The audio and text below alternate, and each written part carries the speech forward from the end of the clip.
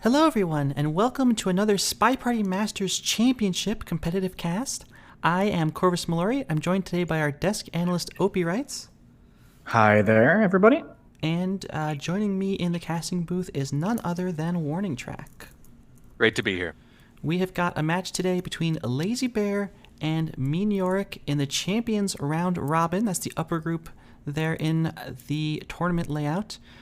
Two players who've had tremendous success in their SpyParty career. Lazybear, of course, the SCL6 champion, grandfathered into this competition. And then Miniorek, who has just been on a tear this year. Great success in a bunch of competitions. The highest seed into SMC that qualified based on master rank points. Fourth seed overall. So a tremendous competitor, a tremendous competition.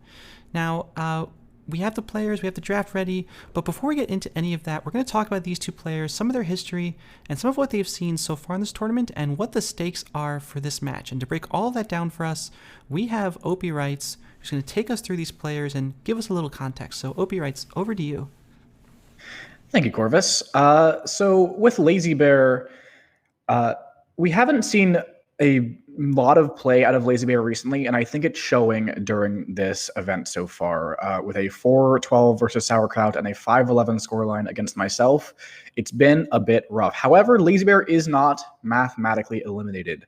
Does still have a way to get out of groups, but it's going to take a very strong performance today and a little bit of luck. But first of all, I'd like to go over what made Lazybear so strong in his heyday during SCL6 when he did indeed win that event. So we can go into this clip and give you an idea of what's going on here. In this clip, it is the first match against me in SCL6, the regular season. And this is a game where I have completed both bug and transfer cleanly through this game. It is entirely clean. My plan is to finish this contact and go finish these inspects. And we're going to see that Lazybear is going to do something quite impressive here. Takes the shot correctly on the spy despite having missed both bug and transfer in this game. And that was really the big strength of Lazybear's sniper during SCL6.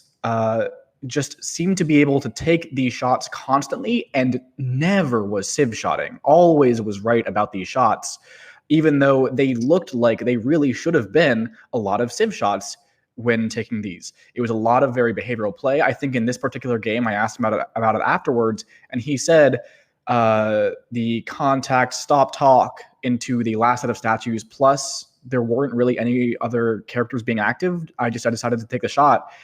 And it's something that's very, very impressive. And he did against everyone, including the SCL6 runner-up Warning Track, who is also on this cast. So we're both very aware of how scary Lazybear's sniper can be when he's on point. However, that's not what we've been seeing so far in this event. And if we do want to see Lazybear continue on, he's going to need at least a 12-4 in this match, a 12-4 victory. So we're going to need to see that sniper being back in SCL6 form and a historically amazing spy to take down Miniorek.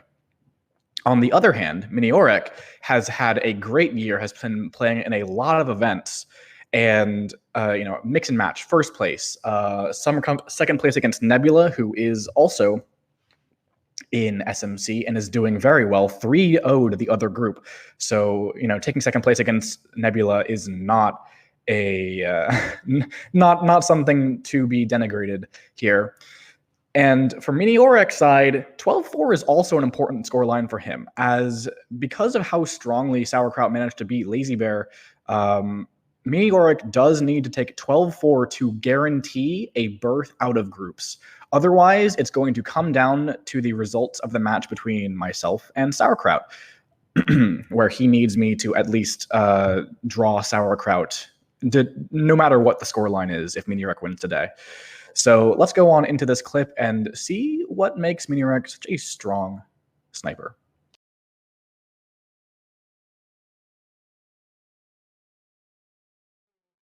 In this game, who is not low lit right now, one of two right now, and they were in real conversation for a real. Is Nebula going to time out as a low light? I think he is. Oh, wait, no. We are going to gonna try go to for do the a bug. last second. I don't know if we're going to hit it in time. We hit it, and Miniorek sees it. And that is from the aforementioned Summer Cup finals against Nebula. And in that game, you can see that Nebula was a low light for a Purloin and had Prince and only just unable to find a contact because the double agent was not being kind. Miniorek managed to hold on one of his only non-low light characters despite them being in for an assumed real on his end, and was able to find the shot on the low-lit Nebula as they went for a crash bug at the end of that game. You know, PoNoob has been famously saying during these casts that only Nebula can shoot lowlights, but that's not true. We've seen Miniorek do it before in high-stakes situations, and that patience to not shoot, for example, I believe it was General in that game, who was one of the only non-lowlights. It's something that's been boosting his sniper for a while. It is also potentially a weakness, however. We've seen Miniorek get punished for patience in the past, especially if the spy can get one little thing by him that, you know, just goes under the radar, and suddenly that patience is going to turn into a spy win. And historically, Lazybear has been very, very good at doing that. But of course, I still think that Miniorek does have the edge in this matchup. All right, well, those are the players. Now we're going to take a look at the draft that we'll be seeing today. Remember, this is a best of 16. So we're going to be seeing all 16 games during the group stage for tiebreak purposes, as Opie alluded to. We have the bans onto Redwoods and Veranda, the restricts onto Ballroom and Balcony. We have, in the order they'll be played, double Aquarium, double Tayen, and then single Modern, High Rise, Terrace, and Balcony. So this might be one of the very, very few games in which neither Gallery nor Ballroom makes an appearance, and instead we have some venues that really have not gotten a lot of love. We have Tayen, we have High Rise, we have Terrace, we have Balcony. We've seen a lot of Aquarium, and we've seen quite a bit of Modern, but some of these other venues have not made much of an impact on SMC so far. Yeah, and I got to appreciate the turnabout of someone doubling Aquarium into Lazybear. If you're Lazybear, you got to be a little worried about that. What have they got up their sleeves? Yeah, and I mean, of course, Lazybear very famously pushed some of the Aquarium tech during SCL6. Miniorek, not worried about it. And we have seen historically in SMC, no player has ever come back from a deficit at halftime. Whether in the Challengers bracket or in the group stage, it's never happened in this season. And as this is the first season, it has never happened. So both of these players should be planning to try to 3-1 their doubles. And so I suspect that Lazybear is coming into Tayen with some kind of plan for the things he wants to do against Miniorek.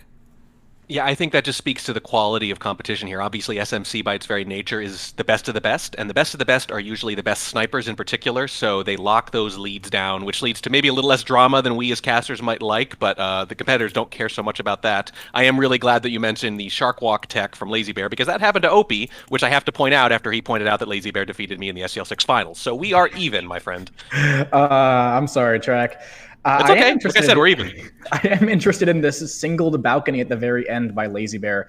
Fascinating pick. Obviously, Miniorek restricted it, but you don't really see many balcony singles. I typically see, tend to think that balcony is more of a doubled pick for players who think they are slightly on the back foot. But single can be very, very swingy, but maybe that's what Lazybear wants here. Yeah, and with so many bans, restricts, and whatever on this kind of setup, it's not like a short SCL match, for example. You do get to the point where the end of these where you're like, yeah, I don't really have any strong feelings about what I'm going to pick for my second single in this case. So you just kind of pick whatever, maybe. There just aren't that many options available sometimes. I will point out with this draft, in part due to some of the changes that have been made to the setups for SMC, due to how dominant snipers are at the elite level, none of these venues that have been picked here have a spy win rate below 40% so far in the tournament. The only ones that do are, of course, Library and Veranda, both well under 20. We'll not be seeing them here. So actually, I would not be surprised, especially on the Lazybear side, whose spy is legendary, to see some spy wins squeak through on this setup. Tayen certainly allows it. Aquarium famously allows it. High Rise I think Modern and Terrace will be a little bit tougher, but I would not be surprised to see some sweeps on some of these singles as we come up towards the end of the match. But speaking of the match, it's time to get into it. So Opie writes, we are going to keep you on for one last thing, and that is, of course, our predictions for the match. Cannot go into the match without putting something on the line, and according to the overlay, it looks like I will start. I have been a big Lazybear supporter through SMC. I think I predicted him as winning both, at least the match against Sauerkraut. I think in this case, though, Miniorek is just so hot right now in terms of his play and the year that he's had. Some of the other players in this group, Opie writes, a little bit vulnerable maybe at the end of the season. Sauerkraut, no big premier wins on his plates. The last time we saw a really big result was in Summer Cup 2 years ago from him. So I think here it's going to have to be, for me, a prediction on Miniorek, and I'll give the score 10-6. You completely stole my thunder. That's exactly the outcome I was going to predict at the exact score. And it's a combination of things. This is kind of the standard prediction choice we've had in almost every one of these matches, which has been legacy success versus who's playing more and winning more right now. And I think we've seen, at least recently, at least with this format, maybe a few other considerations go into that it's almost always been the hot player, especially when the legacy is like a year or two in the past, right? That's a big difference. And Lazy would not be the first champion to maybe take it a little easy after winning a championship. Well earned. I think there's a reason it's hard to repeat in professional sports in any capacity. It's because this takes a lot of dedication, a lot of commitment, a lot of fire, and which is not to say Lazy doesn't have those things, but can you be as hungry as someone who's still up and coming, who's still on the way up and hasn't reached the mountaintop? It's very hard, and we've seen that in the results so far. So I'm going to go with you 10-6 to Mini. Is it a cop-out to say that you both stole my thunder, and I was going to say 10-6 to Miniorek? There's no thunder left. It's all gone. There's no thunder left, so I'm just going to have to switch up my prediction and say maybe Lazybear has warmed up a little bit. Ooh. We saw the couple of matches where we had Lazybear doing pretty badly, but Lazybear has SpyParty in his bones, all right? And with the warm-up, I think could pose some challenges to Miniorek. That said, I don't think it's quite enough for a victory, so I'm going to go with draw, actually. Ooh, very interesting. Okay. Well, draw, you love to see it. Of course, unfortunately, you cannot because there's no asset overlay for it. So that will just be... Opie writes there, taking a principled non-stance. Now, of course... That is not a non-stance. Now, of course, that is the predictions from your on-air talent, but we also have predictions from all of you. At the beginning of SMC, there was a prediction sheet that people were able to fill out. And let's go ahead and take a look at some of those community predictions from that sheet. And those predictions are 20% gave the win to Lazy. And this is ranking in the group, so not technically the result of this match, but ranking in the group. 20% ranked Lazy over Mini. 80% of predictors ranked Mini on top. So looks like there's a consensus here, but consensus are made to be broken. And it's time to finally turn over to the match and see if we can make it happen. Opie writes, thank you so much. We'll catch you back here at halftime. But now, Track, we're going into this game, and Miniorek is going to be starting off on the spy side of Aquarium, where this is all going to start coming down. So let me just ask you, are you ready to go? I am. All right. Well, then, as I get Aquarium loaded up here, as a reminder, 4 games on Aquarium, 4 games on our other double, which will, of course, be Taeyen, and then over to halftime. Let's get into the first game in 3, 2, 1, playing it. Before too much happens in this game, I do want to pose the question, what would have happened if those predictions had happened in the opposite order? Would Opie have said 10-6, and would one of us abandoned our prediction just to avoid being too predictable? Who knows? Miniorek joins with their seduction target at bar. The seduction target is Kane. That's just a white test, 34% to get started, and there's a little bit of a bar rush here. So the question is this just for the seduction, or are we going to try to purloin as well? Probably not, I would think, and there's a highlight accordingly. It might be a twin highlight because the other people at bar not getting the standard bar highlights, which is what I assumed when I first saw it. Yeah, Miniorek just taking kind of a slow start here. We've burned some time off the clock. We do pick up the delegate, so we have that option in hand. We're going to try to trace down our seduction target. Very far flirt from our seduction target. There might have been space, actually. But the double agent is here as well, so we have options for what we want to do in this conversation. Yeah, and there is another white test. It's only going to get us to 51%, so we're going to need a green to 3-flirt it. But I can understand after kind of aggressively chasing your seduction target down in the beginning like that you might not want to risk it. And given that highlight, that might have been a wise choice. Hard to say what that highlight was for. We've got a couple candidates. Twin highlight, maybe just didn't like the pathing, maybe saw the take control, maybe thought it was a flirt. But if they did, if it's that last explanation, then a little distance from your seduction target early in the game is all right. And on Aquarium, it's still a pretty mission-dense setup here, too. So I don't think you're going to have too much problem completing this flirt either. We are going to sit here, keep sipping that drink. The shark is going to go by us right here, but I don't think we have any ways to exploit it, at least not yet. All right, well, 2.5 minutes left on the clock. Miniorek not really moving, going to try to timer flirt this out. Delegate timer will expire, so nothing happening there. Ambassador's putting himself in a little bit of danger walking around, but no shark cover really for it. So now here comes the shark cover. Lazybear is going to have to guard it pretty carefully. Meanwhile, we do finish our flirt. Ambassador's probably pretty in the clear at that point, so no concern. A couple people going to statues, but overall a pretty condensed party. You might even start thinking about taking some kind of contact, but Miniorek decides, yes, we're going to move conversations, join the double agent, wait for a good opportunity to take this contact with 2 minutes left on the clock.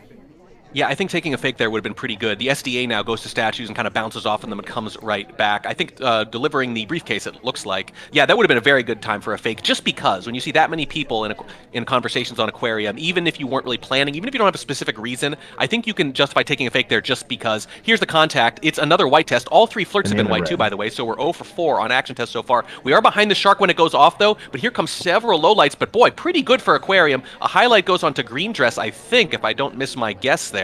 That might have pre-existed the contact, though. I'm not sure. But we are still one of only 3 highlights here, and that is counterbalanced a little bit by the fact that we only gave up 3 lowlights on that. And then that, in turn, is counterbalanced again with the fact that we have a little over a minute left and still not even our second mission done. But there are a lot of ways to finish with multiple missions in the waning seconds. The problem is Lazybear is going to have a quick trigger finger, I would think, if anyone approaches those mission sites late. We're going to kind of bounce off nothing in particular with this path. I'm not sure what the goal was there. We're shark walking. It's a little bit exposed, and I'm not sure why we're going for the bug. It takes. We're visible behind shark. We're trying to make it all the way to bookcase. That has to be something that Lazybear is aware was possible, but a very weird path from Miniorek, and we have now a bug in pocket. The question is, do we have time? It doesn't matter. Lazybear's aware. Lazybear takes the shot, not fooled, and Lazybear picks up the first game. Shot in the saddle shoes. It's a very strange decision because it's not the final mission. It's not even particularly close. It's not even like you're going to dump the book right afterwards. So it's a strange path that I'm not sure was timed properly right. And the fact that they were highlit means you could see that hairstyle glowing from behind the shark. So it was easier to notice than usual. That's actually a big part of the shark walk, I think, is not having that highlight, because otherwise you need to get it just so. Maybe this works if they're finishing up missions, but as a third mission, not even, because technically Seduce required 1 more. As a second mission, I'm kind of not sure what it was. It might be one of those things where you have a plan going into this game and it never lines up, and then you just sort of do it anyway. And when you force that kind of game plan, when the party does not provide you the opportunity, that's the kind of result you usually see. All right, well, that's 1 Aquarium game in the books, but now Miniorek's going to have to face down Lazybear's spy on Aquarium, and that should make any player just a little bit nervous. Let's see how Lazybear handles it in 3, 2, 1, playing it. Yep, Lazybear playing as Leopard, a long competitive history, a noteworthy history on Aquarium in particular, as our analyst well knows, as everyone well knows at this point. There's a green test for Lazybear and immediately leaves right afterwards, so much better result with the action tests early on here. 1 for 1 as opposed to 0 for 4 in the previous match, and you can definitely see that might have had something to do kind of with that shark walk bug. If the flirt is finished much sooner, maybe you have a better chance to exploit the timing of the shark in a way that works a little better so that you're actually finishing at the end. Maybe it doesn't change the result, but maybe gets you a lot closer. You still like to see that process over results mentality. We have joined with our with the double agent here, and people are trickling back into conversation, and if we get 1 or 2 more, nope, 2 leave as I say that, so it's probably not going to be such a great time for our contact, but we might take it anyway if 1 or 2 return. Coming up on 3 minutes 10 on the clock. We do have that first flirt, but that's about it at this point. Now, Lazybear, of course, one of the things that has been mentioned about Lazybear in the past is his love of dealing with sniper attention, right? Being aware of what might be happening in the sniper's mind at any particular moment and trying to exploit it. We do pick up a second green flirt, this one only 98%. But here comes a real contact, and this one's pretty good too. And the end of red. Yeah, it is pretty good for aquarium here. Let's see. There's one. There's, I think, Pencil Stash might have been out, but Lazy is not confident, and I'm definitely a fan of not taking lowlights you're not confident in. We do have 5 lowlights total, though, which is significant paring down relative to mission progress. This is actually incredibly similar to where Miniorek was in the previous game, but with an extra minute and 20 on it. It was just contact done and seduce most of the way done. It's 98% instead of 85 or 84, I think it was 84, but there's no real difference because either way the worst flirt is going to get you there, and we are, I think, going to hang around, hope Teal here does not leave, and try to finish the flirt. Double Agent leaves the conversation, but the seduction target stays and will take that trade, and that's going to get us to 2 missions with 2 minutes left and a million different ways to complete. One of those, of course, is Purloin, and we are headed to the bar. Miniorek does take a low light onto Salmon, probably just for not having done anything all game, although we were almost in a similar spot until we went to bar. Come back into this middle conversation. No, we're going to walk right past, join down here. There's not really shark cover for a delegate, but we do join next to an SDA, so if we're planning, well, I don't know what we could be planning here with 100 seconds left, aside from maybe Lazybear having some shark setup that he's trying to get ready to go, because otherwise, with a drink in hand, time is starting to tick down, and bar has not been busy. Yeah, delegating to a cast member can obviously work very well because very often the sniper kind of subconsciously disregards them, knowing that they can't possibly be about to take on their own, and sometimes they forget about the delegate. But I think they were a little closer to General. They're going to delegate to Duke here instead. I think that's probably taking too long, though. I'm not sure if it's going to actually take in time, but it might be close because there's no one at bar, and he did make a beeline for it. He didn't go to the side or anything like that, so this could be close. Few more seconds. We gulp our drink. Here it comes. We're picking up a statue. As the Purloin, does it go off or not? We're swapping at the same time, and the Purloin at exactly the same moment, and we're in mission win countdown just like that. Visible. Miniorek, considering the shot, takes it. Wow. I think that's such a good example of exactly what we were talking about here, of Lazybear just trying to exploit sniper attention. I mean, you see this Purloin come off on the sniper side, and you're thinking, well, I have to figure out what's going on with this Purloin, and that's the exact moment that we're swapping, and maybe that's enough for the sniper to be so focused on the Purloin to not be aware of the potential swap. Miniorek does find it with just seconds left to spare, and that is going to be a sniper split for the first pair of games on Aquarium. Yeah, and that swap went off exactly 1 second in the timeline before the Purloin went off. That is some really nice timing. If you're trying to get them at around the same time, you pretty much nailed it. So you obviously didn't get the win, but you did test Mini early. And if Lazybear's spy is on point like that, maybe their sniper doesn't have to be to make this a competitive match. All right, well, now we have Miniorek on the spy side of Aquarium playing as Wheels. This will be our second Miniorek Aquarium spy game. And let's see what he can make happen, see if he is able to take the 3-1 on his double of Aquarium. In 3, 2, 1, playing it.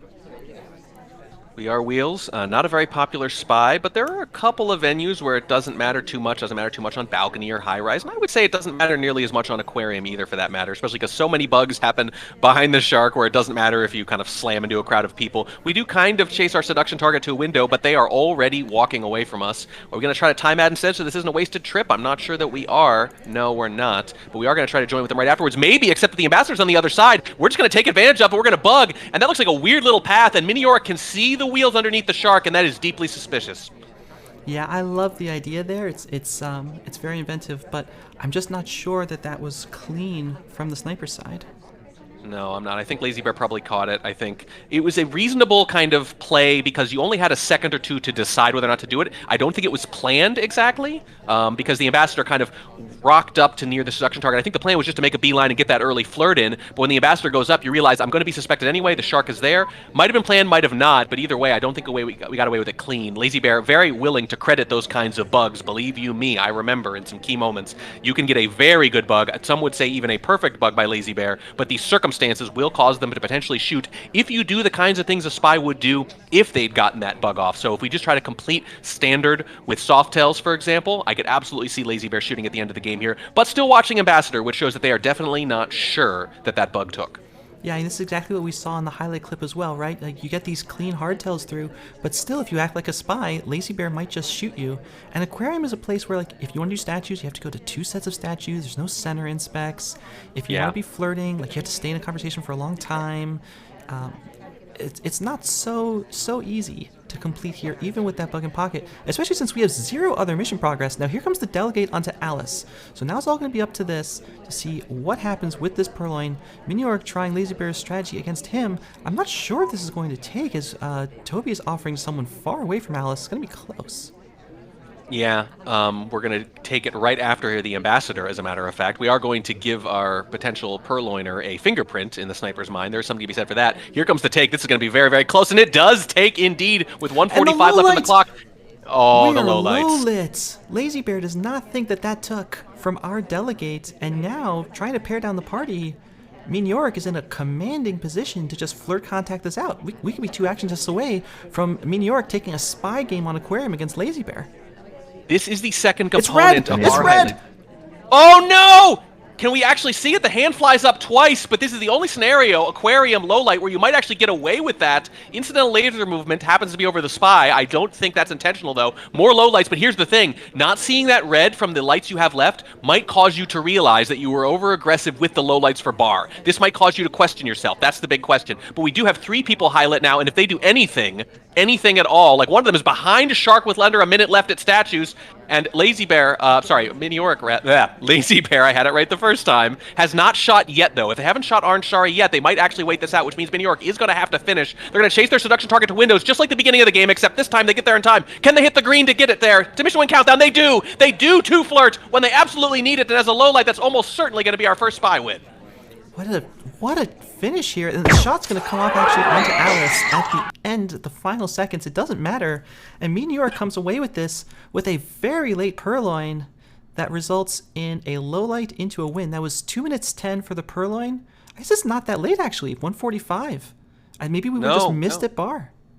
So this is well, maybe, but I think it might be what you implied at the time, which was that maybe they just thought it couldn't have taken in time. So this is the part that nobody talks about enough, frankly, with bar highlights. You think, oh, if they're using bar highlights, they're going to have it very narrowed down, and it's going to be easy for you to get caught, and you need to not be seen there at all. That can be the case, but it depends on how aggressive the sniper is. If they have that clock on their head and they say, okay, I feel like it's been about a minute since that person went to bar, I'm going to decay that highlight rather, even into a low light, but at least to a neutral light. That can be absolutely devastating if your clock is even a few seconds off when spies are good enough to thread the needle and get it in just under that deadline. Bar highlights will absolutely save you and can help you play safe as a sniper and pare things down if you don't want to watch Purloin that closely, unless you are not also safe about when you assume the timer has run out. If you're not safe about that and the spy exploits it like they just did, the entire game plan can fall apart, which is what we just saw. All right, well now Lazybear needs a spy win to hold a 2-2 on Miniorek's double, and it's going to be happening as Rocker again. If I have the right game here. So let's check out the play in 3, 2, 1, playing it. Boy, that's just a big win for Mini, and this is the thing I always think of. There's a part of me that admires when snipers take a lot of lowlights that aren't hard lowlights, but there's another part of me that kind of wants to say, you know, you're taking a chance, and you kind of want to see it punished every now and then if it's too aggressive, and in this case, that's absolutely what we saw. But I think it maybe is just trying to kind of time those bar lights, but you have to do it too, right? You can't leave those highlights on for the rest of the game. It's just a question of what's your comfort level? How long do you have to wait? If you know it's been 2 minutes, that's fine, but in the meantime, you have a lot of glowing people walking around the party in addition to the shark. So here's Inspecs early on. We did get that flirt at the window, just like Mini did in the previous game. This one's just a white test, though, 26%. And that's definitely a difference we've seen so far. We've seen a number of white tests here in the early going. These flirts are taking longer than are necessary, perhaps, and it's led to maybe some rush bugs and things like that later. It was Miniorek in the first game. It's Lazy here in this one. And it's very interesting to see how that early flirt ripples throughout the game, either by getting a second one quick or getting the green or white. I kind of want to see now. We're standing across from the seduction target. This one's green, but it only gets to 55%. And this is kind of a mirror of what we saw earlier, right? That weak early flirt, or rather an early flirt followed by standing across from our seduction target for the second one.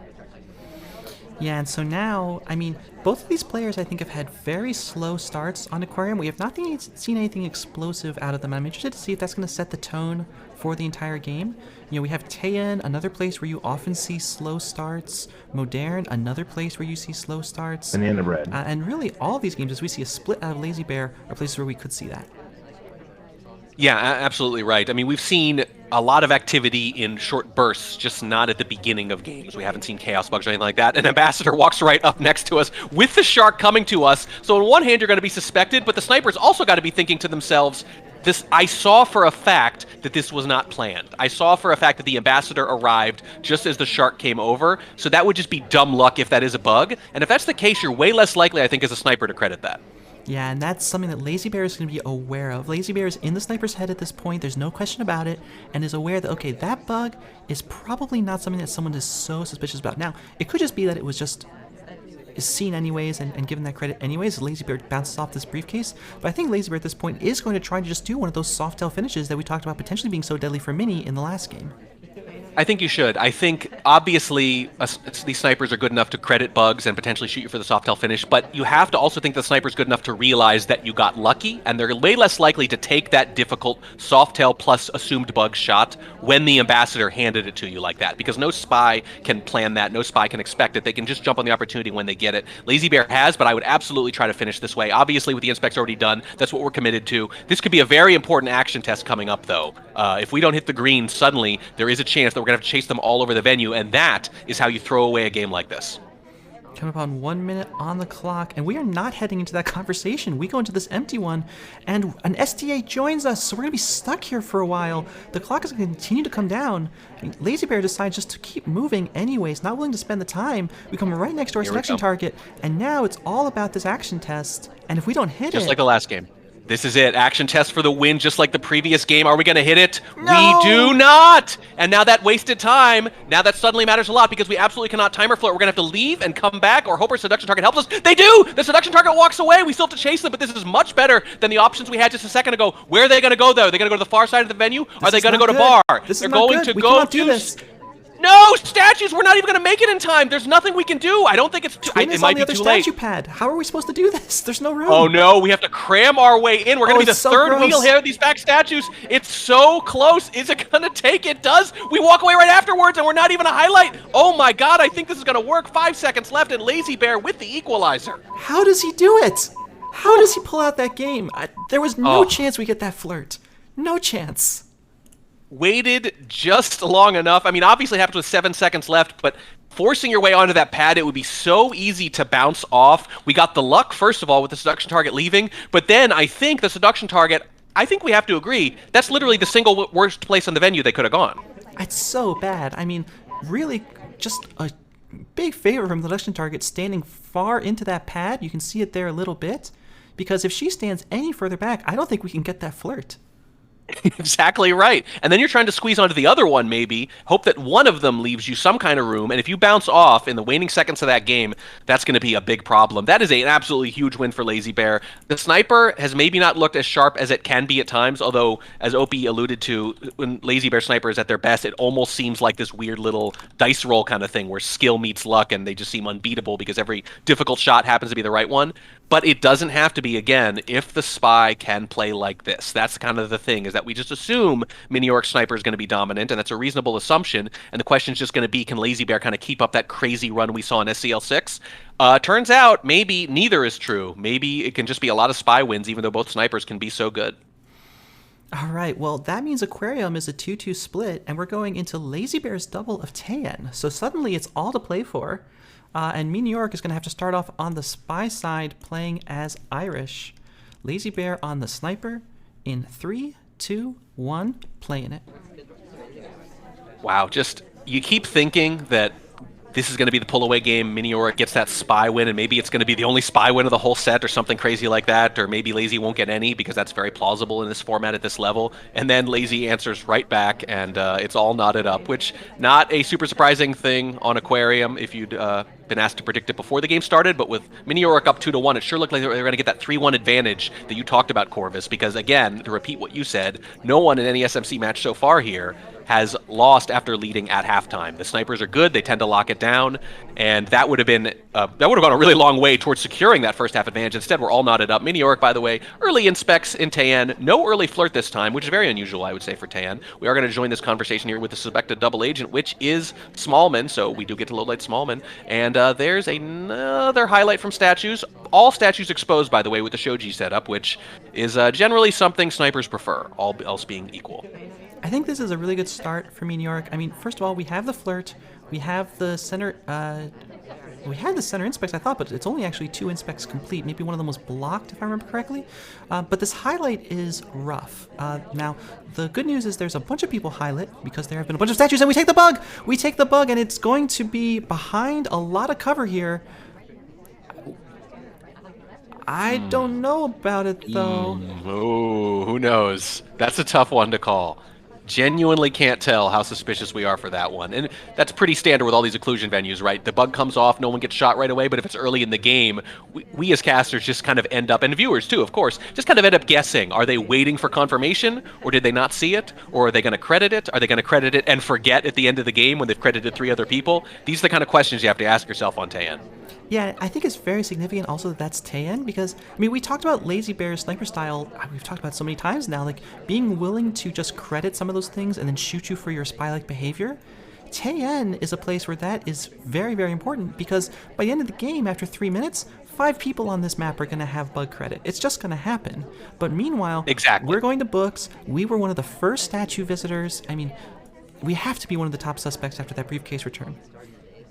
Yeah, and the bug credit thing is just a big part of it. We mentioned, like you said, Lazy being really good at that at times in the past, but you also wonder, again, how much is skill and how much is luck, because it's hard to be confident about that. It's a very brittle way of playing. When it goes well, you just seem absolutely unbeatable, but it can turn on a dime, and suddenly you start guessing wrong, and then you start second-guessing yourself after guessing wrong, and the triple guessing, and so on and so forth, and it can fall apart very, very quickly. I don't think it's a sustainable strategy unless you are just playing absolutely out of your mind, and sometimes I just think it's noise. So I think bug crediting strats, as necessary as they are very brittle, involve a little bit of luck, involve a little bit of intuition, and it's kind of hard to draw a line between the two.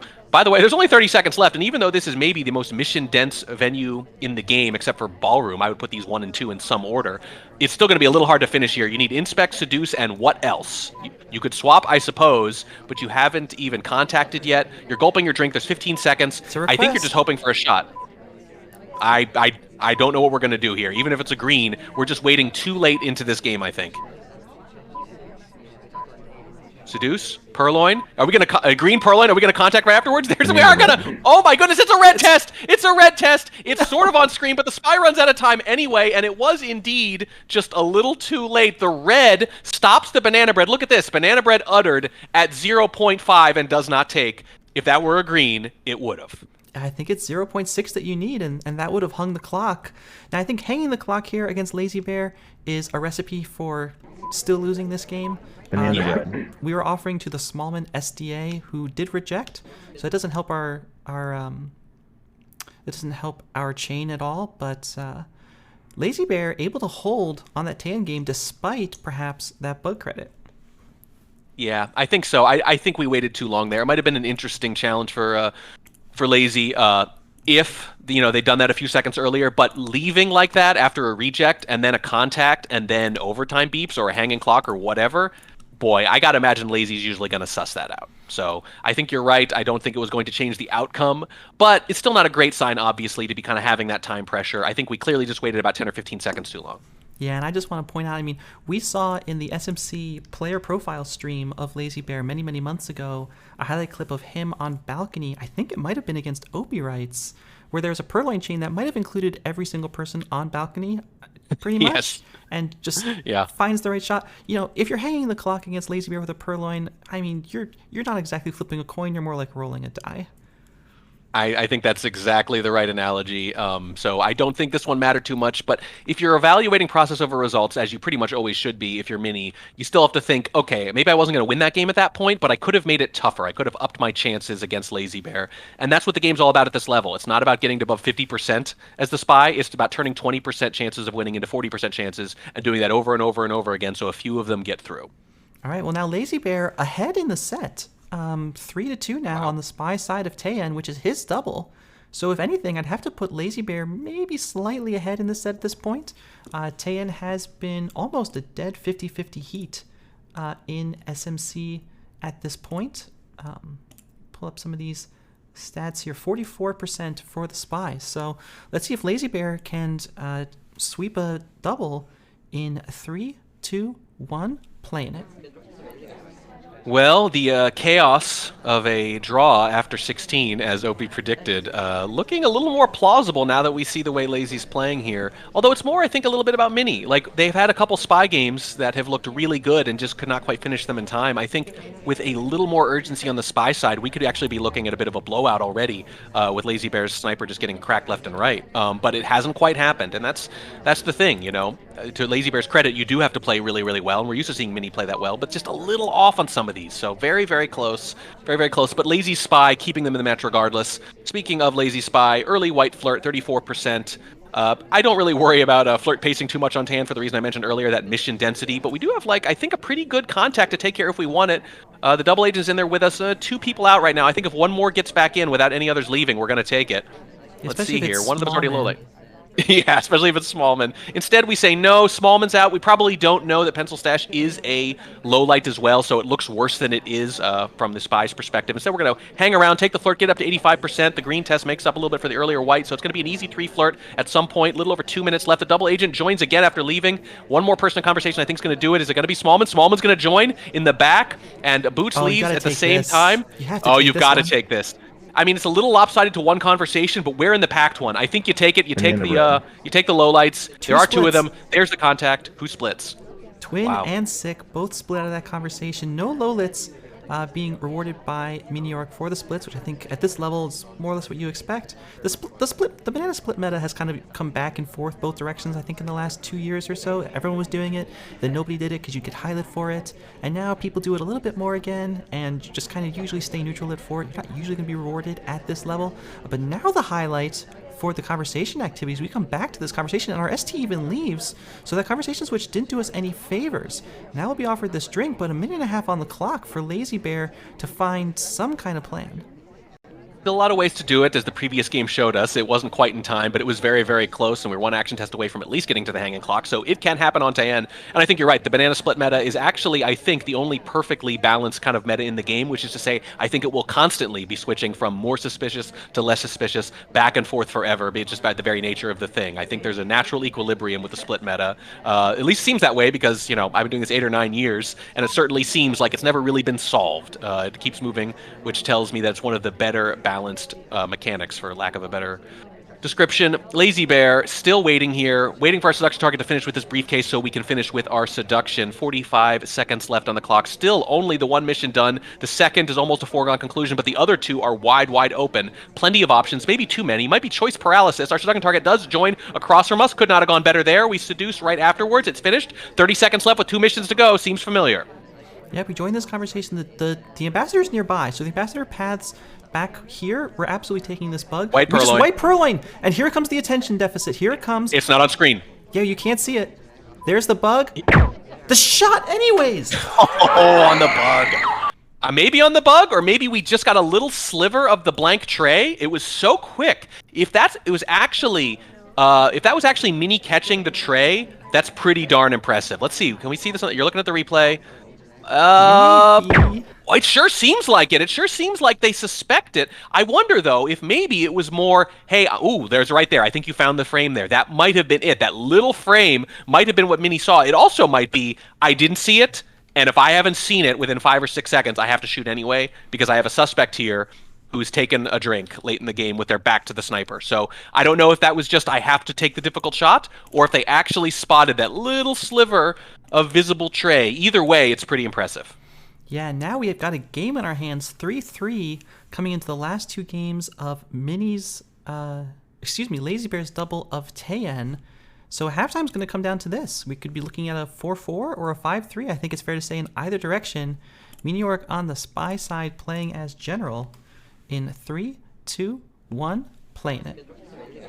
This has been a pretty wild match already. Definitely not at all what I expected. I'm happy to admit that already. We're not even at halftime yet, but we are getting close to it, as you said, and historically, maybe a bit of a grandiose word for half an event from SMC so far, but historically, as you said, that halftime score has been perfectly predictive.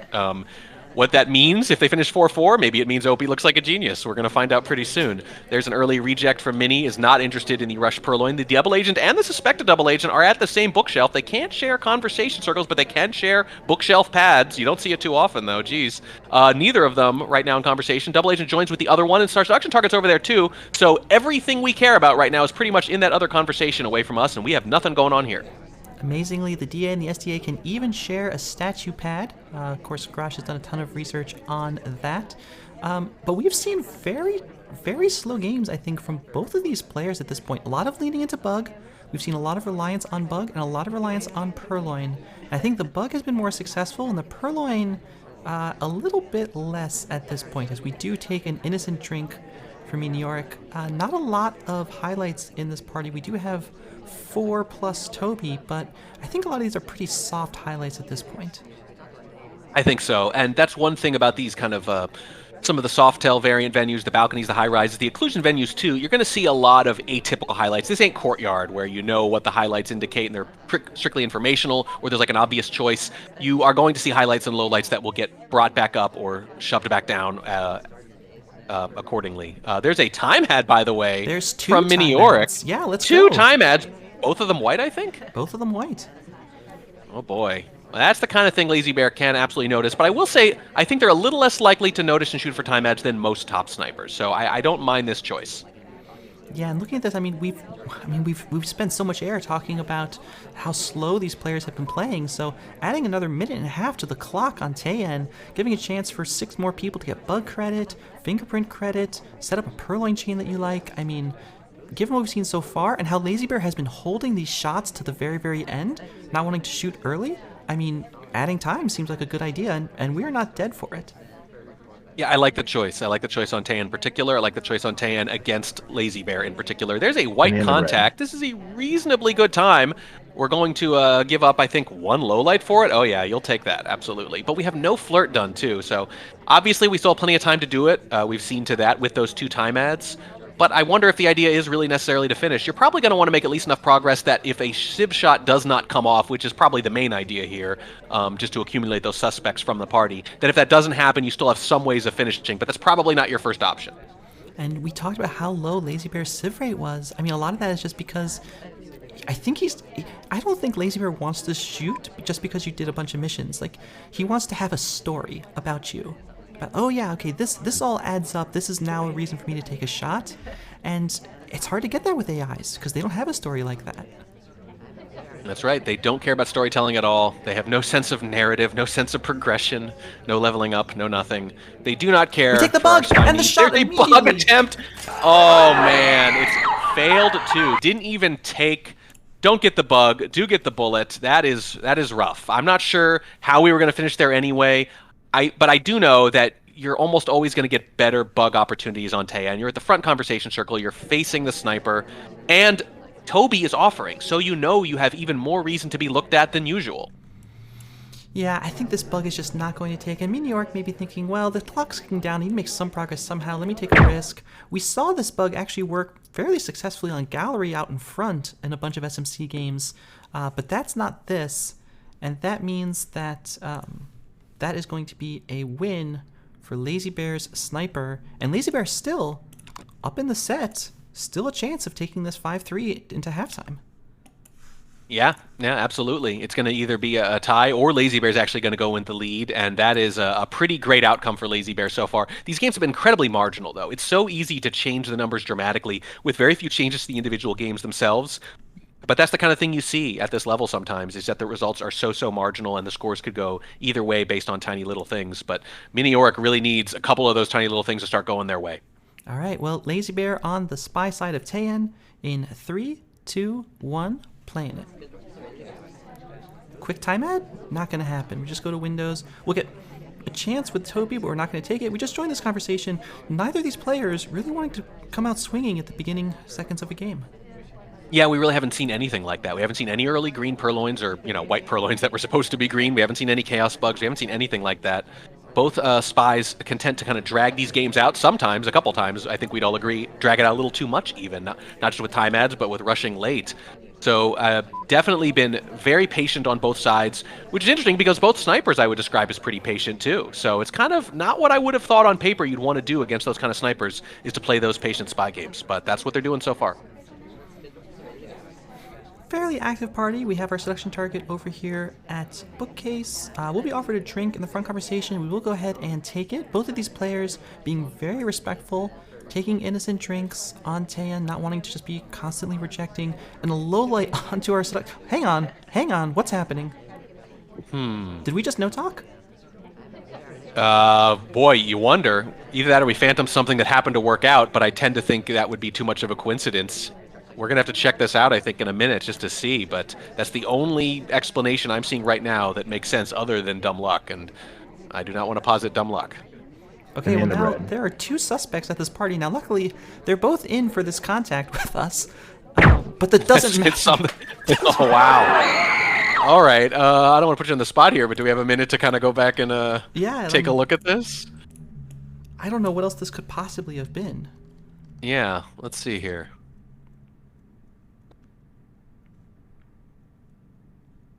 See, when do those lowlights start? I mean, this is something, when I was prepping the SCL6 finals against Lazy, I definitely noticed that their etiquette is fine. You know, it's good for a player. Oh, we did. Yeah. Maybe. It was a very long pause. Well, so right, you're taking the drink at the same time, so it's possible that because of the drink take, it wasn't a violation, but it's more likely to read as one in the sniper's mind because of that. Because there's only two people, they're both very visible, so you're way more likely to notice. You add in the drink take, and maybe it was right on the edge, therefore. So, hard to say, right? Might have been an element of luck, but also an element of catching it. But when I was prepping SCL6 finals, this is something I noticed, is that Lazy had a couple things where they'd ignored Toby multiple times, which doesn't sound like a big deal across, many, many games, but for a top player, it's very unusual. So there are a couple things like this where Lazy can be a little vulnerable relative to how good and accomplished they are, right? Obviously still very good for a player in general. So doesn't surprise me entirely to see Miniorek maybe notice one of those things and take advantage of it, and hey, secure that draw heading into the break. Yeah, well, this is halftime now, so we see a 4-4 scoreline coming out of this. So I guess Opie writes, tell us a little bit about what we saw in the first part of this match.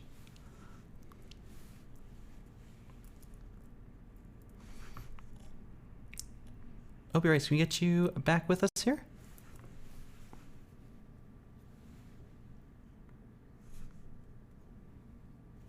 All right, as we give Opie a chance to get back onto the desk, just a quick reminder about the format. So that's a 4-4. Now, remember we said at the beginning, Lazybear is not mathematically eliminated here. Still has a chance to advance to groups, but a win is not going to be enough. So Lazybear is still going to be looking for every possible point coming out of this. Miniorek is much more close to securing something, but still going to be in tiebreak scenarios with Opie rights potentially, depending on how the rest of these games go. Now, there's the head-to-head, so the head-to-head is going to make that tiebreak a lot less likely unless we get into some kind of horrible triangle scenario, I think it's fair to say. But as we work through the rest of the set, keep in mind that these players are playing not just for the win, although the win is very important as there's prize money even for third in groups, but there's also the chance to pick up possibly an exit out of groups with enough game wins. So lots and lots to play for. But Opie, why don't you talk about the play that we saw in the first half of the match? Yeah, sorry about that delay, folks. It's very, very interesting because we have seen Lazybear coming out a lot hotter than I think a lot of people expected, especially after the first two matches that he played. And I think that Miniorek really needs to understand what is going to get past Lazybear's sniper, because we saw him do it once on Aquarium, and that's going to be our highlight game here. If we head on into that, we have Miniorek as wheels here, and we're going to see a very, very nicely played bug. It's clearly a setup bug and somewhat opportunistic as well, as the Ambassador does come in here. And you'll see that Miniorek actually does an unusual path here, but noses behind the shark, and Lazybear is not sure about the timing of that path, because the only way you can really credit that bug is to understand the timing of that path and how long wheels would take to get to that spot normally if he had not bugged.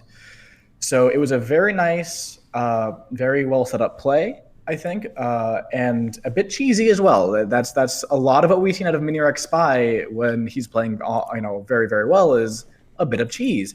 And that's something that's going to perform overly well, I think, against Lazybear Sniper in particular right now than just regular old games, because we did see Lazybear manage to hold on Taeyan very impressively, and we've just seen Lazybear shoot the Spy for being spy-like and for seeing things. So I think going forward, Miniorek does want to start to put more stock into those kind of cheese plays where it can be found. Of course, all of the venues going forward are going to have a bit more open open floor plans, rather, a little bit easier for the sniper to see things. But I would love to see some kind of cheese in that sense. And Lazybear, on the other hand, I want to talk less about the play that we need to see and more about this is effectively SMC point for Lazybear already. As mentioned before the match started, Lazybear needs to win at least 12-4 to have a chance of advancing into the bracket stage. So Lazybear has the very seemingly impossible job of taking all 8 games on the back half of this set just to get a chance. Miniorek, on the other hand, is in less of a dire spot, but also has a 12-4 break point that we mentioned at the start. If he manages to take all 8 games in the back half of this set, that's going to be an automatic qualification through into bracket stage. So both these players want to win everything from here on out. It's not likely, but it is something to keep in mind. And it's very, very fun that neither player has really been able to break away quite yet. I think this is a lot closer than many people expected it to be. And even my original prediction was 10-6 to Miniorek, but now I'm feeling better and better about my 8-8 prediction. And I hope you're right. Just to give us a little sense here, I mean, we talked about Miniorek winning means that he has a great chance to advance, even with a draw in your match versus Sauerkraut. What happens in terms of the standings if Miniorek and Lazybear come out of here with an 8-8 draw? That is going to give Sauerkraut a pretty big advantage, because that would mean that Lazybear eliminated from contention, and Miniorek would be at 1-1-1 if this draw happens. Sauerkraut currently is at 1-1 himself, so a draw would not guarantee Miniorek out of groups. Let me take a look really quickly at the point totals here. So if Miniorek comes out of this with a draw, it's going to be 24 games, whereas if Sauerkraut draws, it's actually going to be 26 game wins, which means Sauerkraut would actually, no, it'd be a one-on-one tiebreak. So Miniorek would actually tiebreak. So if they draw, it's about the same as if Miniorek wins here. Apologies, I mixed up my tiebreak orders. But yeah, so I think Miniorek, the only thing that matters is really getting all 8 games. A win or draw otherwise is going to be fairly the same. The only difference would be if I lose to Sauerkraut. The more wins Miniorek has in this victory, the smaller the margin is that I need to lose by. All right. Well, you love to hear that, so we'll be cheering on both of these players. Hopefully they both get 12 points by the end of the match, and all those scenarios can come true. But it's time for us to actually go and take a look and see what happens. Thank you, Opie. We'll see you back here at the end of the match. But for now, it's time to get into the bottom 8, and it will be starting off with Miniorek on the Spy side, playing as Teal on Modern. Warning track, you ready to go? I am. All right, let's get the game started in 3, 2, 1, playing it. One thing I'm not ready for, and I don't think you are either, Corvus, with your workload, is how you would score a dual 12-4 win in both directions, as interesting as it would otherwise be. We do join with our seduction target early in this Modern game. We kind of bounced off a few other party goers, but they're going to forgive us. It's a green test, by the way, 51%, and this is a big enough venue. I kind of laughed off the white versus green flirt in the beginning of some of those other games. Tan doesn't matter very much, for example, but I would say it absolutely matters on Modern. Yeah, I'm inclined to agree. I mean, the venue is so big, and we've seen both of these players playing so slow. I think it's fair to say that if you can two-flirt your way through something, we saw it on Aquarium, was very, very important. Yes. You know, that's going to make a big impact, I think it's fair to say, on how you play the rest of the game. Yeah, and that was a 2 flirt in the waning seconds of that game, an action test for the win, and Miniorek hit it. And yep, the size of the venue matters a lot. Dear God, please help me. The venue is so big and my spy is so small, and we're going to chase all the way out to the front of the venue. This is a pretty aggressive flirt right here with 3 minutes left already. We're going to try to get this done in 2, and we are not going to. It's going to be the white test, 85%. That sad, sad number we see so often. Yeah, and this flirt chase, I mean, Miniorek invested, first of all, a lot of time into it, coming all the way out here. 3 minutes now on the modern 4 of 8 clock as we head into bar. So we're investing a lot of time into some of these missions, going to bar from all the way out at front windows, going to front windows from all the way from inside conversation. We are not taking advantage of mission density, and it's just an innocent reject, actually. Yeah, we're wasting a lot of time here. Now, I say wasting. That implies that every spy wants to get to mission win countdown. That's not necessarily the case. Obviously, it could be strategic procrastination, perhaps. That is definitely a thing in SpyParty. But the fact that we're going for this statue here to get some inspects in and a highlight with it, a rote statue highlight with it, suggests otherwise, at least. I think this is one of those things where when you respect the other sniper so much, you end up spacing things out quite a bit to make sure that you don't look too suspicious. You don't want to get shot for bouncing around from mission site to mission site. But if you end up running out of time and doing something suspicious at the end anyway, you haven't done anything less suspicious. You've just moved the suspicious thing from the middle or beginning of the game to the end where it is more suspicious still. You've basically shown them too much respect, especially on a big venue with a lot to watch. So I think the spies may be being a little too respectful of the snipers. I know that sounds like a weird thing to say, but anyway, flirt most of the way done, inspect most of the way done. Our seduction target standing quite a ways away, however. The double agent is in our conversation, even though it's not a great time to take it. I think we have to anyway, but we don't. Miniorek does not agree. 100 seconds left on the clock, and we're finally about to finish our first mission. Yeah, we have partial progress on inspects, of course, but that's still not that much with 90 seconds left on the clock on modern.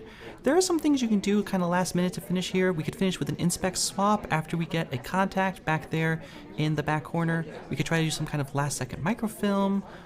We could just try to go take the list and see what happens. But none of these things sound like really high value plays. None of them really seem like high value ideas. And we're going to stand right next to the ambassador, and Lazybear is staring at us. Yeah, this isn't great. Now, it could be because the ambassador, as you said, is just right there. It could be that they're looking at us, expecting the contact, waiting to see who talks. The seduction target's there, although we don't know that. Could be a lot of different things, but I think ambassador is probably a reasonable guess. We're going to go and pick up a fingerprintable briefcase right afterwards. 50 seconds left. This is a little late to be possibly getting fingerprints in. The ambassador does pick up a statue, which seems like a way to finish it. Instead, we're going to finish it here at the bookshelf. No! We're going to get both fingerprints at once. No! It's a red test, though, and the ambassador's leaving a print on a statue, but it's the statue set we've already been to, so we can't complete a fingerprint and inspect at the same site. That action test probably sealed our fate. I don't think a sieve shot is coming off. We're going to have to time ad or do something dramatic to make a shot come off. There's only 30 seconds left. We're going to walk away with the book. We have to dump it. It's the only way. We immediately dump it. Are we seen? We dump it and walk away very aggressively. I think we are. No, that is not the double agent. That is the SDA. How do we finish here? It's just like a repeat of that previous game where we barely finished and the other one where we didn't at all. Inspect swap? It has to be inspect swap. It's green. It's green. We're going to hang the clock. There's no way this is going to swap in time. And Lazybear, if we miss that transfer, this is going to be extremely confusing when the clock hangs. Who's going to pick it up? And oh my goodness, with the clock hanging, we almost shoot the twin for going to the fingerprint. Wheels is going to pick up the statue, but we're not watching it. We're not bothering to keep it much. Take the list. It's visible. It's behind the pillar a little bit. Taking the list, and Wheels, do we suss it out? We do! Shot right in the skirt! The sniper's laser flitting back and forth between the swapper and the swapee. Just in time, gets it right, and there's a wasted fingerprint on the docket for good measure. Yeah, I mean, what a finish here. And of course, this safety off, I think, just has to be the overtime shot lineup. And then Lazybear hears that there's no overtime beeps, knows the clock is hung, is not going to take this shot after all. And now is thinking, okay, who could have possibly hung this clock? And, I mean, there's just not that much to watch. So I think maybe that transfer came off completely clean. And if we had just taken that contact earlier, this might have been a mission win. The clock hung and the spy hung out to dry, just like that. And once again, you have to ask yourself, if we do all this a little earlier, does that make the difference? Miniorek is living on the edge clockwise, and I think I would call that Lazybear's strength, is that decision-making in overtime, that decision-making with the clock hang. Listen, every sniper is worse under that pressure compared to how they normally are, but I think Lazy's drop-off from standard sniper play to panicked sniper shot at the end is smaller than most. I'd say they're an unusually cool customer in that regard. So this is not necessarily the sniper I would be trying to do this against, and you can see why in those results. All right, well, Lazybear still alive in this tournament. 4 minutes 15 on the clock for Modern, and let's see what he brings to the table in 3, 2, 1, playing it. As you said, Lazybear needs to run the table here to stay alive, and even that is only to give them a small chance of advancing, so very low odds, but needs to win every remaining game to keep any odds at all. I would say pretty unlikely, but not out yet, and we've seen some pretty crazy things by people who were almost eliminated in any number of events, our analysts here included. So we're going to keep an eye on this, but one more win from Miniorek will seal Lazybear's fate, even though, you have to admit, even if they don't advance, winning against Miniorek here would be a bit of a statement. It would be, okay, I took a couple games off, I'm working my way back, but I'm back into playing shape. And I will also say, in some of the earlier matches that we saw in this tournament, it has not been that unusual to see players that are sort of equally matched in the first half, and someone just run away with 5 games in a row in the second half. Whether it's the match length, or it's the single versus double format, or fatigue, or nerves, or whatever the case is. So I think the first half of these results is not necessarily, especially since it was a draw, and neither player had to go into halftime thinking, okay, I'm behind. You know, there's so much that can happen here. Now, the thing that's not going to happen is a lot of mission progress. Lazybear standing here with 1 flirt and more than a minute burned off the clock as we take in the party for sure, but these snipers have not really shown any indication that they are likely to civ shot. No, not really at all. When they have, it's just been, you have to shoot someone at the end of the game. They have not shot unnecessarily or early. There haven't been any free spy wins like that where they just phantom something or fixate on someone. Neither sniper prone to do that, and that makes, these kind of plans of like waiting it out and drawing it out. It just feels like they're doing it against the wrong opponents. They're 2 of the more patient snipers in the game, to their credit. So you got to wonder if they're going to rethink that. And I'm going to say that your last explanation, match length, is the most likely explanation for why people pull away. I know SCL6 Finals, I definitely had that problem. I played much better in the first half and the second because I was so used to playing shorter matches all season. You don't get to play long matches very often until you get into the finals of some of these events, or an event like this where all of them are the length of the finals. There's a fake contact, by the way, but only a few lowlights coming off. I think the match length is a really underrated part of this. I think that stamina and game planning at 2 different levels for the first half and then the counterpunch half, basically, when everyone's reacting to the first half. I think it's an underrated skill that we don't talk about enough and that doesn't get tested as often as you'd think for a lot of these players. Yeah, and next week, as we go into the Champions bracket, it will become best of 20. So it's only going to get harder from here as Lazybear picks up a second flirt. That's now partial progress on 2 missions with 100 seconds left. And we're standing here with the double agent. The contact's not bad, actually. Lazybear might want to take this as our conversation dissolves. You still might want to take this, though, with 1.5 minutes on the clock. Yeah, the option kind of disintegrated in front of you, but you're just not going to necessarily have a great contact on Modern anyway, so it might still be good enough. I don't know. Depends on how desperate the spy is. I'd say with no missions done and just a little over a minute left on the clock, though, we should be pretty desperate. That threshold has got to go down very quickly. Yeah, but Lazybear not showing any indication of distress. Instead, pretty comfortable with what's going on, it looks like. I don't know if we're staring someone down with the idea of a frame, but if we are, we very well may be looking at a timeout in this game, and Lazybear has 56 seconds to stay alive in this tournament. Yeah, could be about to be eliminated. Again, so unlikely, but there's something different about being literally eliminated as to just likely eliminated. Our second target does join with us. That's a little bit of luck. That is going to complete that first mission, but with 40 seconds left, there are only so many ways to finish. There's a context of green, and now we can inspect and swap for the win. This is what we saw Miniorek attempt in the previous game, and is it going to be at the exact same statue? I think it might. No, it's going to be the one right next to it, close enough, though, but there's just not that much activity in the party. We missed it, and the shot's going to come off. Oh, what a way to go out. What a way to go out. I don't think it was going to matter. When you look at that party, there were a lot of lowlights. There wasn't a lot of activity. The Ambassador wasn't especially vulnerable. I think we were just going to be staring at that anyway, and I don't see how Miniorek misses that shot, but we just made it so much easier for him when we had no more margin left in the SMC. And now, Lazybear, grandfathered into the SMC, officially out of the running. So that is Lazybear out of the running for the Champions bracket, but I will point out at this point, Lazybear is not eliminated from prize money. So third place in groups, still in the money, and Lazybear, I'm pretty sure, not eliminated from third in groups. I'm not 100% sure. It might be. We'll have to check the rules on that after the match, but let's keep going because we still have 6 more games to play. That is Modern, going to be a sniper party, the most sniper party 4 of 8 venue in SMC by a long shot so far, and this match will only contribute to that.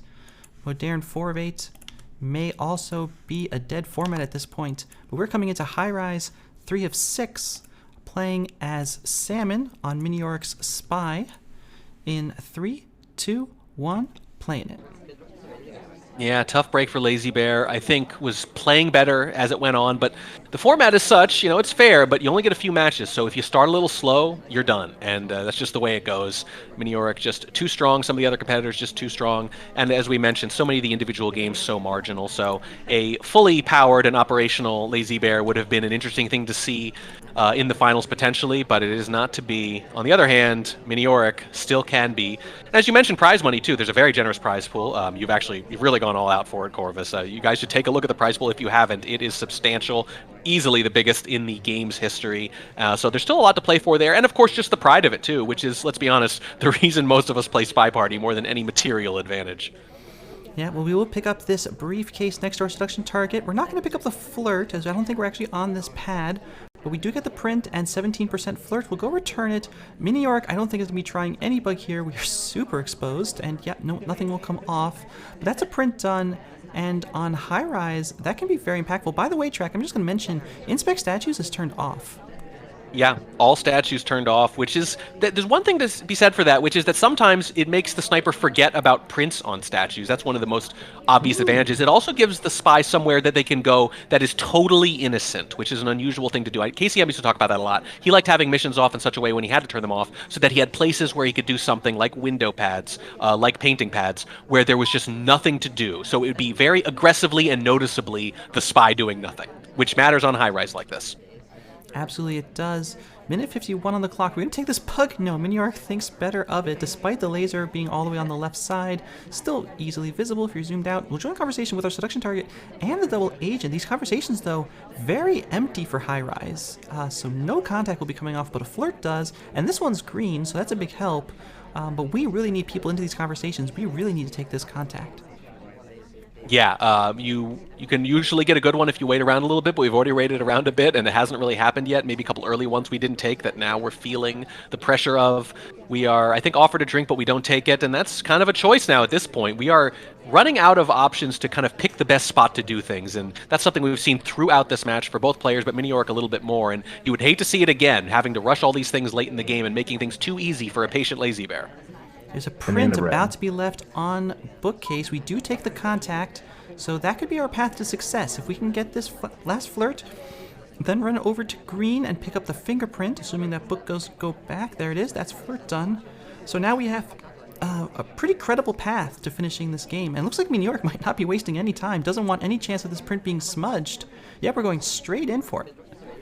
Yeah, we're behind the screen there. That's a little something. It's more suspicious if microfilm is viable. We are going to get the print. We are going to be mission countdown. There's 30 seconds. I don't see Lazybear thinking about this shot right now. No one has the timing that good in their head. If they haven't swooped over by 3 seconds, it's over. And it is indeed over. Miniorek with the big spy win that has come so close to happening so many times in this match, but hasn't for quite a while now. That's a big one. That's a big one. And this is the first time Miniorek has been ahead in this match. Wow, that's crazy to say. It doesn't feel like that, does it? It feels like kind of out to that kind of early lead. We see a spy win, of course, and we think of it differently because spy wins, sniper wins land different. So sometimes it feels like someone's ahead when they're literally not. But this time is for real, and it's at a late point in the match that's going to be a little tricky to come back from. Yeah, Miniorek would love to get a win here. Love to have that record going into Champions Bracket potentially. But Lazybear not going to make it easy. We've seen Lazybear still play from behind in all of his SMC matches when required. So let's see if he can make something happen here playing as Duke in 3, 2, 1, playing it. And before we saw statues turned off, now statues are on. Yeah, all of them. Fingerprint off, which makes plenty of sense. You just don't see eyes completed very often, and it's hard to get away with, although I say that after Miniorek just did. We are offered a drink while we're flirting, 29%. Microfilm off, that's pretty standard on the other hand, but that's usually the choice. Is it swap? Is it microfilm? Is it fingerprint? We've talked before, though, about how Purloin went from almost never being on in the setup to almost always being on. It was usually the victim, too, at 3.5 instead of 3.6, which we saw more often, but the community, like you said, it has settled on trying to maximize spy wins as snipers get better and better, and 3.6 an obvious move there, and it seems, I don't want to say balanced exactly, but probably the most balanced that this venue can be. Yeah, 3 of 6, popularized by the Lotus Cup, I think has been pretty big success. We've seen 3-5, 3-6. We've even seen 4-8 high-rise. All great setups. 3-6 for SMC. As we are at 29% flirt, we pull the trigger to get up to 58 on another white test. So we'll need a green from Lazy to finish this off. We haven't seen too many of those. Switch conference. No, excuse me. We're going to go over to blue books. And this is an innocent mission site. As you talked about before, it's not statues, but now there is nothing, again, nothing that you can do at bookcase. Yeah, and there's value to that. There's a value to being able to very noticeably say to the sniper, I am definitely wasting time here. On high-rise, you can afford to waste time, and on high-rise, snipers are more likely to try to take those lowlights because the party's more manageable. So those almost seem like opposites, like those two things should not be true simultaneously, but I think they are. We have joined with our seduction target, which is Smallman, and we finished the seduction target with Smallman, and that's a nice thing to have with almost 2 minutes left on the clock. We only have the one mission done, but it's the most lengthy one, so we have a lot of ways to complete here. This is a good position for Lazybear. Yeah, I mean, very often, Miniorek will be described as a pretty pure camper, but we've seen Miniorek taking plenty of lowlights, actually. And it's a green swap pending at this statue pair. We're going to pick up the inspect as well, and now it's all going to turn on this. The rotation from Miniorek to take a look, statue goes down, but now, I mean, this is what's going to happen. How much is Miniorek going to guard this statue? And who's going to pick it up, too? That's going to matter as well. No one's been called over yet. This can be quite a while. That far statue, it can be quite a long time until someone's actually called over. We get low lit, then high lit. Don't worry, just a misclick. Mission win is pending with the inspects done. Here comes Cowboy to take it. And yes, the rotation is going to be everything here. It's not just about getting the swap done. Sometimes it's about making them rotate for the swap while you do something else on the other side. Are we keeping this on screen? We are keeping it on screen. And there's the pop. I got to imagine the shots coming in 3, 2, 1. There it is.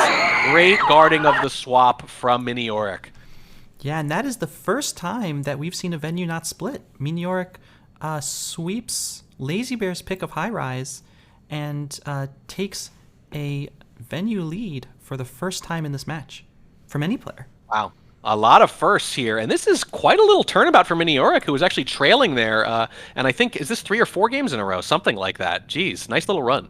Yeah, 3 games in a row for Miniorek, and going to be heading into the spy side of Terrace. Not traditionally the easiest place to continue a streak, I think it's probably fair to say, but we have seen now lots of outdoors, right? We were just in high rise, which has its little porch. We're on Terrace now. We're going to be heading into balcony, even modern with the porch outside. So no inside venues after Aquarium. We decided we were done with them, and now it's going to be Terrace 3 of 7. Miniorek playing as Taft in 3, 2, 1, playing it. Spy's all about the fresh air, certainly. Miniorek straight to bar.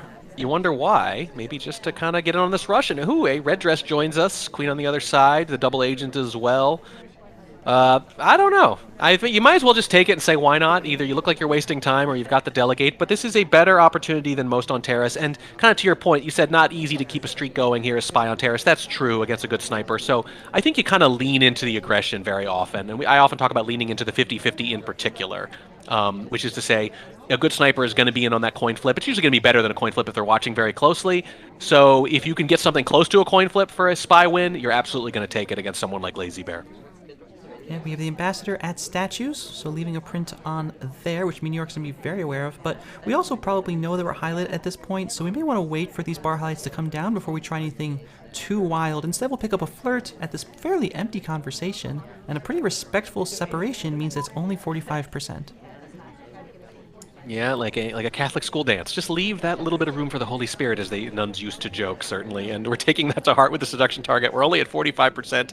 And that thing you mentioned about the bar highlights in particular, we saw that happen once before. We think, at least, our best guess is that the low light was specifically from thinking the bar highlight had decayed properly. You might want to try to thread the needle again and make that happen. It's going to be a little harder on Terrace, especially when we interrupt, I think, our seduction targets talk to delegate to them. That's going to be very close, and I think we're going to have to wait for this take in front of us. There's the expiration. That's what we were trying to do, and we do get bumped down right afterwards. This time, the timing in the sniper's head is dead on. Dead on. Very good timing for that neutral light. We actually had a very aggressive delegate into stop talk there. It was kind of exposed, but no indication that Lazy has seen it, and it didn't lead to any mission progress either. So Miniorek, if this seems familiar, that's because it is. We're down to a minute on the clock, and we have no missions complete. Yeah, and I guess that's okay on Terrace. You know, you kind of maybe bet it all in that delegate, and you figure I don't have a very good chance of winning anyway, and I feel pretty comfortable winning my side of this, and just kind of trading wins down for a narrow victory. Maybe not how I'd planned it. There's a green flirt, by the way, but it only gets us to 94%, so that wasn't going to finish anyway. 40 seconds left. We might just barely get the last flirt in, but that's only going to be our first mission if we do get it. Never mind, it's going to be our second because there's the contact, but it's only the first one. I don't think we've done a fake or anything. Usually you get a fake on Terrace because the sniper knows who the double agent is, unlike all the other venues. So usually you're going to get 2, but I think at this point late in the game, you're probably just going to try to flirt or bug or something like that. It's going to be a pretty low percentage play here for Miniorek, and probably Lazybear pulling to within 1. Yeah, you say you just win things out, but our next venue is Balcony, so, I mean, anything can happen here, really. If Miniorek doesn't win this, there's every chance that it's going to a draw or even a Lazybear win. And it looks like we're headed for a timeout. And you hesitate to say the Lazy. Oh, there's the bug, by the way. The arm is totally visible, and there's plenty of room to shoot. Miniorek goes down as expected. You make a good point about Balcony. We talked earlier about that single Balcony pick. We were scratching our heads a little bit, wondering about the thought process. You don't want to say Lazybear predicted the situation exactly, but given where the score is right now, they're probably pretty happy to have Balcony waiting for them at the end of the match. And if they can actually pull out a spy win here, things get very, very interesting. In which case, maybe that flips and you don't like Balcony. I don't know. But if they lose this spy game, which is the most likely outcome on paper, just based on the aggregate stats and the tendencies of the players, that Balcony thing could be a saving grace. All right, well, we're coming into our final Terrace game, game number 14 of this set. Players have been playing now well over an hour. So let's see what Lazybear brings to the table in a 3, 2, 1, playing it. And if Miniorek secures this shot, which again, fairly likely for a sniper on this level, they will guarantee at least a draw. Really fun pathing there from Lazybear, trying to get through that conversation to our seduction target. We pick up a green flirt at statues. That's actually a really nice play. We've seen now 2 statue flirts in this game. Not a thing you get to see that often. Ambassador leaves a print over at one of those left statues, and Lazybear, after idling in that conversation, we try to find a selection target. She's not going to make that easy for us. It goes back to the conversation that we just had to idle out of, but not a bad start, I think, from Lazybear. Wow. Yeah, interesting, certainly. The green flirt, I want to say it doesn't help a ton here unless you're going to actually rush into it. We are sort of in front of the Ambassador here, but this is just too visible. Even with the occlusion from the Ambassador, I just don't think it's going to work. And the Ambassador agrees and is going to walk away. And we do get that second flirt, but it is a white test yet again. The timing on that talk from Lazybear made me extremely nervous. It looked like a kind of talk you would do to try to hide the bug lean, but it's clear enough to Miniorek that no bug took place, despite us talking just as the Ambassador starts to leave. That's 85% flirt. We don't hit the 2 greens. And, okay, Lazybear, a little bit more measured pace now, halfway through this game, with 100 seconds coming up on the clock. Yeah, and it's kind of similar to the previous game. It's kind of just like, hey, I know my odds aren't great, so maybe I just wait. Maybe I try something aggressive. You could make an argument either way, but for Lazybear, this is actually a pretty important game. You know, having to win both balcony games, that can work against you. You like the swinginess, of course, but needing both is certainly a rough position to be in. The seduce is done, though. A little over a minute left, and this is becoming kind of the standard Terrace situation for spies. It's not quite as standard as the kind of courtyard meta that we always talk about and joke about, but I would say it's getting pretty darn close. That was almost exactly a 45-second flirt. The thing that makes me nervous about that is the talk that happened right as the Ambassador left. If that was noticed and the time checked, we bug on our way out of this contact, and is the shot going to come off from Miniorek? It looks like he's thinking about it. No, it's a low light instead. It's a highlight. It's a low light. It doesn't matter. It's not a shot. And we go for the red swap BM at the end, and Lazybear comes out of a banana split. We talked about this meta with a sweep of Terrace 3 of 7 in SMC. And it's tied just like that. What a win for Lazybear. Basically nothing going on that game, and we just take our one shot. It's high. It's high risk, high reward. That's really good, though. That is really good, seeing that on replay. Obviously, you've got to suspect it. It's just not the kind of thing you want to shoot for, because unless you're zoomed in on it, I just don't know how confident you're going to be. So I'm all for betting the whole game on one move on Terrace. That's pretty much what it comes down to against a good sniper. Just a little surprised it worked. Well done. And that means now Lazybear has brought this back to a 7-7 against Miniorek. And Miniorek has just had to come off of a sniper loss on Terrace 3 of 7 to a Disney bug. And I'm not saying it wasn't a good bug, because it was a good bug, but it is the kind of thing, like, if you're a sniper, you look back at that replay, you're starting to kick yourself a little bit, probably thinking, oh my goodness, I gave up match point on sniper side of terrace, and now you have to play 2 balcony games to try to determine who wins this set. So still, I think it's still anybody's game. Yeah, absolutely. Well, when you go into balcony tide, you have to say that, absolutely. And I think you're right. It's not whether you win or not, you are subjecting yourself to some emotional turmoil that you absolutely did not have to, and that takes its toll, certainly. So Miniorek not happy to have to play this out for the win potentially, and hey, maybe the loss, maybe the tie. But that if they do not win this match, they are absolutely going to look back at that bug and think, boy, really should have shot. All right, well, Miniorek on the spy side of balcony playing as Duke in 3, 2, 1, playing it.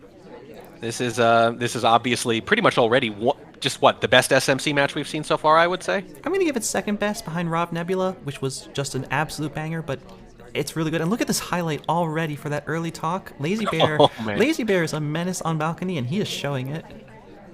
Well, this is where the action tests really come in quite a bit. There's a contact, by the way. Was that at the end of the talk, too? Was that a green during the end of the talk? That's amazing. Well, I'm not sure if that's the kind of thing that's going to get noticed or not. That's the thing. You'd hate to see it not rewarded because that's a gutsy move. That's that kind of all-or-nothing move that I was talking about. But Miniorek's been hitting the ATs pretty well, so I can see that being something you would do, something you'd be worth risking to try to win it here. But I don't think they got any credit for it, which is heartbreaking if true. Very interesting. Alice was being offered the tray during that contact, and she did manage to take a drink shortly after it, and that's the kind of thing where Lazybear might be thinking, okay, what was the timing on that take like? Is that something I can lowlight for? It looks like he doesn't think so, but it was definitely noticed and observed as we get our next talk, but it's not a flirt. It's not a flirt, and I don't know if that's helpful or not. If you talk again right after a flirt you got highlight for early on, fair enough. The sniper might notice that and credit you. Hey, I know this is a meaningless talk for sure. But if they're not positive, it just increases suspicion. So as always, not only do you have to think about what could be, but what the sniper is going to notice anyway, not just what's actually happening. Because sometimes something you think is making you less suspicious is actually making you more because the sniper's just on a different page. That is what happens all the time, especially on balcony. 30 seconds left, one more flirt to go. This is going to be cutting it pretty close. Look at these highlights. There are several. But if we talk, oh, there's a talk from Ponytail. And flashing on her, but not taking the shot. That's the crucial thing. That hold right here could win them the game and maybe the match. There it is, and they have to shoot now. It's later. They thought about shooting the earlier talk. This is a later one from another highlight. Are they actually not going to shoot? 2 seconds left. Oh, Miniorek gets away with the win just barely, and a BM bug attempt at the end. The bug doesn't take. I mean, the talk timing, you have to hate that, right? You go for this flirt at 14 seconds left.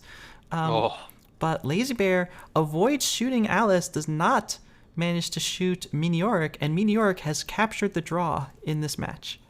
It's so crazy to me that he thought so hard you could see about shooting right there, someone's talking at 20 to 30 seconds and not shooting someone who talks at 14. I know it's not linear. It's not like the later talk is always more suspicious. But in that situation, I think anyone would say that it is in a vacuum. So when they didn't shoot, I thought, okay, that's it. We're going to have to shoot later than that. It's going to, by definition, be more suspicious. We have to take the shot. But I don't know, something about holding sometimes, it just causes you to kind of remember, oh, right, I don't have to shoot. And it makes you maybe more likely to hold on the next person. I don't know what the thought process was, but whatever it was now, Miniorek are going to guarantee at least that draw. Now sniping on balcony for an outright win against Lazybear. All right, well, let's see what happens. We got 2 minutes on the clock in Lazybear's final game of SMC, and of course it's balcony in 3, 2, 1, playing it. Boy, what a close marginal game there at the end. You could tell turning on so very little. Our seduction target is at the opposite window from us. We're going to get flirt paired with the wrong person here. That's going to be Salmon, and that's what you want. You want to get flirt paired with the wrong person. Your seduction target low lit, you don't want that so much, but now this first talk is kind of going to be free, so to speak, or at least you already have the highlight for it, depending on how you want to look at it. Our seduction target, who we're flirt paired with, gets low lit, and suddenly there are 3 low lights on balcony already. There's a green contact. Salmon is talking during it. I wonder if we're going to get bumped back up there. Smallman is still not low lit. That's good. And we have still just the one mission, though. We have not flirted yet. We're really waiting on this. Very interesting. I wonder if Lazybear is just committing to a bug and thinking, well, I don't want to talk because I don't want to make myself look more suspicious. And so I really don't want to be highlit because I want to take my bug as a neutral light. Unfortunately, we're highlit. Yeah, we're already highlight for the flirt that never was. There's the 34% in the flirt. They might be thinking, hey, I got away with a really good walking bug on terrace. Let's try the same thing on balcony, or assume they're going to shoot a sieve for a possible bug path, being very, very vigilant after missing that last one and kicking themselves. I don't know. There goes the Smallman low light. Hard to tell what these highlights and lowlights are for. We have reasonable guesses sometimes, but it's balcony. They're very fluid. There's another flirt. It's green. It gets us to 85%, and we're not going to have enough time to timer flirt here, though. Someone's going to have to leave and come back, and we are the only highlight here in the game except for the double agent. Yeah, Lazybear really unfortunate timing on our selection coming back. Of course, it's great that he came back, but we have to, okay, so we're going to leave. We take our sip out of conversation. That looks nice. But now if we come back to the same place in conversation, or we come back to conversation in quick talk, which is now something we're going to have to do. We only have 15 seconds left, and it's going to be... gives us an opening. We can stand across from our seduction target now, at least. It's going to be overtime, and we're going to be the one talking. Oh, no. It's going to be a shot from New York. There's no way we avoid this. 5 seconds. Do we even push the button? Here comes the... No, we don't! No! We go to Windows, and it doesn't matter. The spy runs out of time. Miniorek takes the win. Wow, what a game. And it's all down to those action tests. I mean, this first flirt, if this is green, Lazybear wins this game. Yeah. Oh, one action test for balcony? Absolutely at this level. Abso-freaking-lutely. By the way, the thing I love about this game, not to get too meta about this, how does this look to someone who doesn't play SpyParty? We're losing our minds over a couple of people walking around and talking on a balcony and something that doesn't happen at the end. That's what makes this game so great, and that's what makes it so marginal at the highest levels. And speaking of marginal, look at that score. That's as marginal as it gets. So technically, though, we kind of fought this one to a draw because Opie was one game off, and so were you and I. Yeah, you love to see it. Well, that is... So it was a draw in that sense. So, Opie, let's bring you back here. I mean, what did we see? What defined the bottom half of this match? Yeah, this was pretty impressive from Lazybear, I think. You know, despite the loss on high-rise, managing to find that win on terrace. In my view, terrace is one of the hardest venues that we have in SMC setups to find a spy win on. I know we have Veranda, I know we have Library, 5 of 8s are always going to be difficult to find spy wins on, but Terrace is uniquely difficult because there's just so few options, even with all 7 missions active like we have in this setup. And at a high level, it can be so difficult. So that bug, to bring it back, was impressive. And it does appear that Lazybear is now regretting that balcony single at the end, went into it with the potential to draw or win. And, you know, balcony singles, as I mentioned, are very, very swingy. In this case, it swung in Miniorek's favor, and Miniorek has a pretty decent odds of getting out of groups now. Yeah, and of course, that's all going to come down to our final match in this group, which will be, Opie, will be you versus Miniorek, and that will be cast live on this channel tomorrow. We actually have a whole bunch of casts coming up this weekend. We have one later today, assuming you are in most time zones. There will be a match later today. It'll be right here on this channel in 3.5 hours. We'll be back. And then tomorrow morning, again, depending where you live, we'll have another cast here. It'll be 23 hours after this one started. So they'll all be announced on Discord. Be sure to keep an eye out for them because that is going to mostly close up groups as we head into the Champions bracket. So at least 3 more casts coming up this weekend, lots of more play at the highest possible level. And of course, huge thank yous, Warning Track, for hopping on and casting with me. Thank you so much for having me. It was a great match too, which makes it even better. And Opie writes for bringing us the analysis from the desk and bringing us all the information on these players. Very, very big thanks to you. Of course.